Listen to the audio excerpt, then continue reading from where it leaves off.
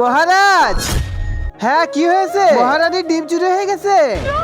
মহারাজ আমার বাচ্চা, তুমি চিন্তা করো না মহারানী, আজকে আমি এই ডিম ভাজা করে খাবো।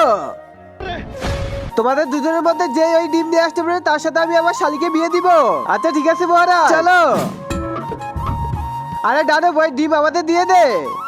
এই ডিম তোদের না, কারণ তোরা হচ্ছে জলপরি, আর জলপরি কোনোদিন ডিম পারে না।